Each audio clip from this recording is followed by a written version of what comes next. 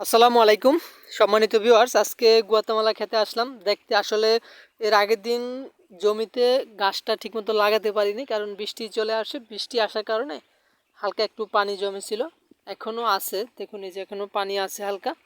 তো এখন রোদ উঠছে, তো এখন বাকি জমিটা লাগানোর চেষ্টা করব, কারণ এই যে কিছু অংশ লাগিয়ে রেখে গেছি, আরও দুইটা বস্তা আছে।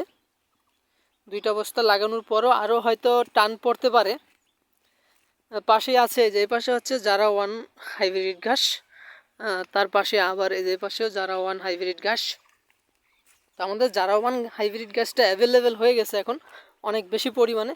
তো তার পাশে আমরা আরেকটি জমি, এই যে এই জমিটা নতুন লিজ নিয়েছি, এটা মূলত স্মার্ট নেপি গুয়াতেমালা হাইব্রিডটা চাষ করব। জারা ওয়ানটা মোটামুটি ভালো ফলন হয়, লম্বা হয়ে থাকে। গুয়াতেমালাটা এখন একটু চাহিদা বেশি, সেই হিসেবে আমরা গুয়াতেমালাটা এখন আর একটু বেশি পরিমাণে বাড়াতে চাচ্ছি। এখানে আরও দুইটা বস্তা আছে, দুটোটার ভিতরেই কাটিং কাটা আছে। আমরা আরও 1 থেকে 2 দিন যদি রোদ হয় তাহলেই লাগিয়ে দেব, কারণ এটা একটু জলাবদ্ধ জমিতে একটু কম হয়। আর কিছু ড্রোন শট নিয়েছিলাম, এখন ব্যাটারি একটা চার্জ শেষ, আরেকটাতে লোড করতেছি। তো এই হলো আমাদের এই গুয়াতেমালা ঘাসের এখন জমির এই শেষ আপডেট। আমরা আরও 2-1 দিন রোদ উঠলে এই সম্পূর্ণ কাটিংগুলো লাগিয়ে ফেলবো।